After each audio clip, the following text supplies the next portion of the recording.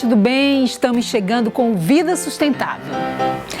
A temperatura começa a amenizar um pouco com a aproximação das chuvas, mas todos nós sentimos o efeito do aquecimento global e não só durante o BR-Obrol. O impacto do calor na saúde das pessoas tem sido foco de estudos em todo o mundo, em particular na saúde da mulher. Tanto que a ONU, a Organização das Nações Unidas, realizou um concurso para a apresentação de projetos que poderiam concorrer governos, institutos, universidades. Foram apresentadas 242 propostas. O município de Teresina, por meio da Agenda 2030, foi o único selecionado no continente americano. O foco da pesquisa aqui é o impacto do calor na saúde das mulheres grávidas e dos bebês. É a primeira vez em todo o planeta que as gestantes são ouvidas com a intenção de mensurar diretamente o calor com possíveis complicações. Eu conversei com grávidas e com a coordenadora da pesquisa pela Agenda 2030, Elisa Carvalho. Essa pesquisa, a gente está buscando avaliar o impacto do calor extremo na saúde de mulheres grávidas. Como elas percebem o calor, como o calor afeta o dia a dia dessas mulheres, a percepção nos sintomas físicos, nos aspectos psicológicos também, porque a gente sabe que o calor afeta bastante. A gente às vezes só não nomeia isso como o calor, essa grande causa. Porque o que a gente percebe é que existe uma desconexão. As pessoas, além de normalizarem o calor de Teresina, que não é normal, é um calor extremo para os parâmetros da própria saúde, como também os aspectos climáticos, a gente não coloca o calor na equação da saúde. Muitas vezes você tem um sintoma, mas você não consegue relacioná-lo diretamente ao calor, e o calor ele agrava essa situação. O estresse, a própria hipertensão, a sensação de cansaço, fadiga, um possível, até mesmo algumas grávidas podem relatar que sentem cansadas, chegar a uma fraqueza por conta do calor. A gente fica quase uma hora na parada esperando o ônibus, às vezes está o sol quente, aí a cabeça começa logo a doer, aí a pessoa fica meio assim, dá uma agonia. O que normalmente você sente? Fadiga, cansaço? O cansaço vem mais, muito cansaço mesmo. E aquela fadiga, os pés formiga, tipo daquele formigamento, a pressão aumenta. Então, essa pesquisa surgiu pensando no recorte do bairro Promorá, entender o impacto do calor na saúde das mulheres grávidas do Promorá, que é uma ilha de calor mapeada pelo Plano de Ação Climático daqui de Teresina. Nós percebemos que essa pesquisa poderia ganhar a escala de toda a cidade e a gente ter um diagnóstico mais preciso, mais completo, entendendo lugares que estão na ilha de calor, lugares que não estão nas ilhas de calor e a percepção de um grupo maior de mulheres, um grupo mais diverso, para a gente entender de fato o impacto do calor. Como que Teresina entrou nesse desafio? Através da Agenda 2030, nós encontramos essa oportunidade, foi uma chamada aberta. Eles receberam 242 propostas nos 6 continentes e Teresina foi a única cidade que venceu o desafio no continente americano. Nós fizemos esse recorte das grávidas porque já era uma pesquisa existente. O desafio procurava pesquisas existentes no mundo, iniciativas que já tinham alguma ligação entre mudanças climáticas e saúde da mulher. A gente tem um mapeamento muito bom das nossas condições sociais, econômicas, até mesmo as condições de saúde. A gente tem um sistema de saúde que ele é muito digitalizado. Então a gente tem acesso a muitas informações organizadas. Mas a gente não coloca o calor nessa pergunta. Quando você chega num hospital, não pergunte se você passou mal de calor, por exemplo. Às vezes essa pode até ser uma queixa, mas por vezes isso não está dentro dos dados específicos. Então o questionário ele vem para preencher essa lacuna entre o que nós temos de informação, o que nós temos de percepção e dar uma voz a esse ponto específico, que é a percepção do calor e como isso de fato acontece em Teresina, porque a minha percepção de calor pode ser muito diferente da sua, mas quando a gente pega uma amostra representativa, a gente pode traçar uma política pública mais direcionada, né? Por que essa pesquisa ela é inovadora? O que tem de diferencial que levou Teresina a ser a única escolhida neste continente? Assim, eu acredito que o grande ponto de inflexão na pesquisa, assim, o que a gente traz de disruptivo é o trabalho de campo. Então, acredito que o fato de a gente estar inaugurando uma pesquisa de campo que aborde a questão climática e a saúde da mulher foi a grande chave para nosso diferencial nessa seleção, assim. Então, os questionários são aplicados nas unidades básicas de saúde, que são onde normalmente as mulheres fazem o seu pré-natal, fazem os seus exames.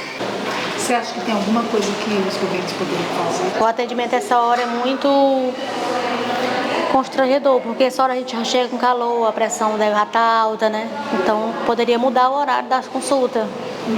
12 horas, 1 hora é muito tarde. A gente tem uma questão de pobreza energética dentro da pesquisa. O que é a pobreza energética?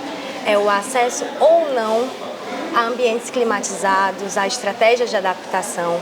Se você não tem, às vezes você até pode ter o equipamento, mas será se você tem o acesso financeiro para bancar o custo desse equipamento?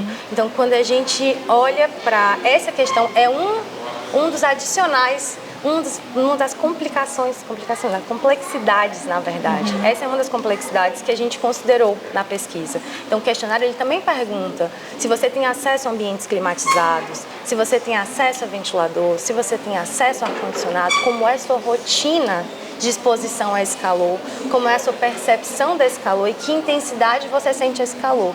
Dá muita agonia, cansaço demais, toda hora bebendo água. O que você faz? Não sente muito calor? Eu vou no banheiro toda hora banhar, porque miséria ainda não passa o calor. Em casa tem... Conta com o quê? Tem ventilador, tem ar-condicionado? Não, ar-condicionado não, ventilador. Tem ventilador? Tem. Acaba usando o dia inteiro, como é que você faz para tentar? O dia inteiro não, porque até o vento do ventilador é quente. Nem dá nem para dormir de tarde. Então, combinando tudo isso, a gente também entende que existe esse fator da pobreza energética dentro da pesquisa. Então, quando a gente aborda esse universo amostral, que ele é variado, ele não é homogêneo, a gente tem diferentes perfis que acessam a unidade básica de saúde, mas a gente consegue também entender quais são as potencialidades e as fragilidades da política pública e como a gente pode melhorar. Quando vocês pensaram na pesquisa, que hipóteses que vocês tinham? O que vocês percebiam, né? Que podem vir a ser informações confirmadas ou não? Sim, então, a literatura internacional mostra que em cada situação, o calor intenso ele pode ter um tipo de resultado. Em alguns lugares, como na Califórnia, na Austrália, perceberam que a gravidez, quando a mulher passa por ondas de calor nas últimas semanas de gravidez, essa gravidez pode ser adiantada a duração dela.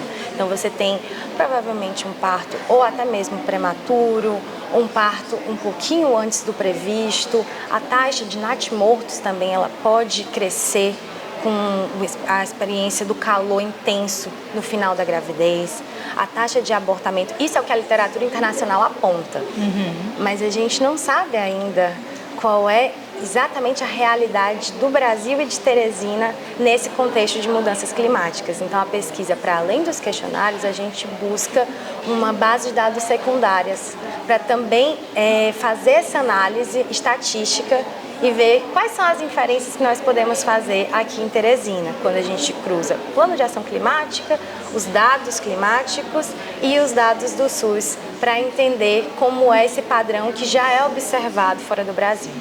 Ou seja, desde um estresse, né, um aumento da pressão arterial, até consequências mais graves, como o parto prematuro ou até a mortalidade. Isso, porque assim, no Brasil, a maior causa de mortalidade materna é a eclâmpsia, né? Sim. O aumento da pressão.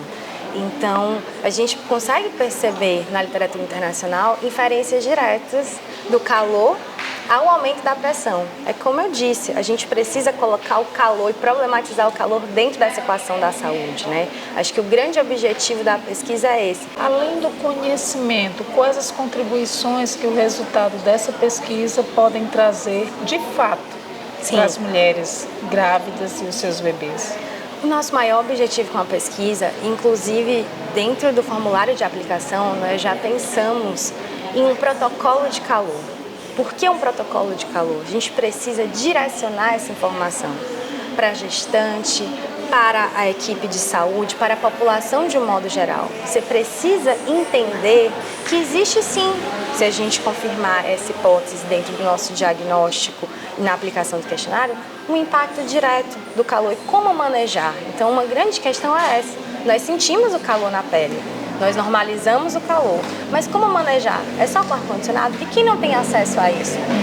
Que estratégias nós podemos fazer como coletivo e também como instituição que propõe essas políticas? O que a gente pode pensar para realmente entender e encarar esse problema que pode se confirmar com a nossa pesquisa? De quem vocês já ouviram? Perceberam exatamente o quê? Que falta, por exemplo, inclusive, essa própria percepção delas?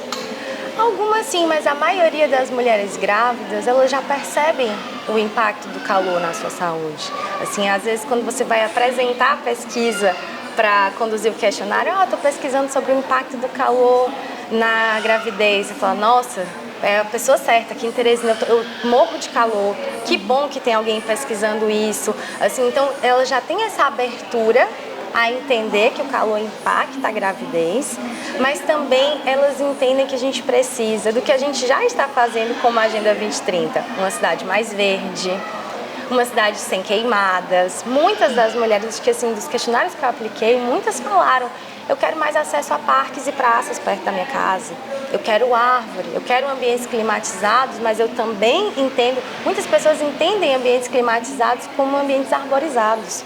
Então, assim, a gente já tem esse link muito forte. Muitas pessoas falam, eu quero informação, eu quero um direcionamento, porque o que eu acho que eu estou fazendo para o meu bebê, eu não sei de forma correta se é o mais adequado, se isso ajuda ou atrapalha nesse contexto de calor. Algumas relatam que o calor a cada ano aumenta e cada vez mais você não sabe o que fazer. A informação, ela circula muito rápido. Então, assim, muitas mulheres pedem por informação direcionada. Então, isso já é um ponto. O MIT foi parte fundamental nesse processo de revisão e adaptação à nossa realidade. Nós fizemos algumas oficinas para construir o questionário. O que a gente pode perguntar? Então, o questionário ele foi pensado já com a ideia do protocolo. Então, desde o começo da formulação das perguntas, quais são os aspectos, como que a gente linka a revisão bibliográfica com esse questionário.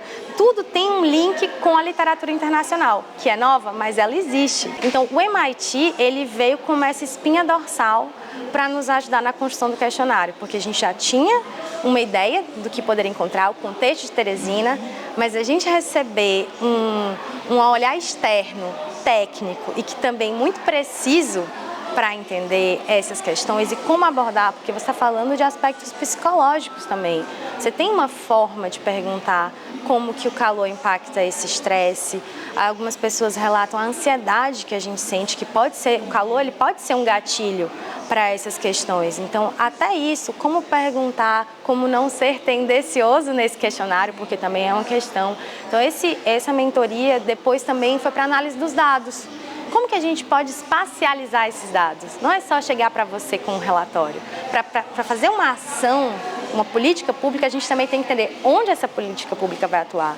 Qual é o lugar mais crítico dentro dessa realidade e como a gente pode espacializar esses dados. A gente tem um plano de ação climática, mostra as zonas de calor. Mas como é que a gente coloca essas outras informações que vêm do questionário, que vêm dos dados do SUS, para que a gente também possa espacializar e realmente entender quais são os lugares que precisam de forma mais urgente. Então, uma pessoa que está num contexto de vulnerabilidade climática, de pobreza energética, ela tem uma urgência maior. O clima afeta a todos, mas de maneira diferente. Que interessante, né? O resultado desta pesquisa deve sair ainda este mês e pode transformar, claro, muitas políticas públicas relacionadas a essa questão, para reduzir esse efeito que as grávidas sentem em relação ao calor e possíveis complicações, inclusive, com os seus bebês. E se você também já faz algo pela sustentabilidade do nosso planeta, quer aprender, tirar dúvidas ou conhecer alguém com iniciativas que preservam o meio ambiente, entre em contato comigo pelo Instagram. O perfil é o Gorete Santos Flores. Não só pense, ajude a transformar. A gente fica por aqui, até o nosso próximo encontro.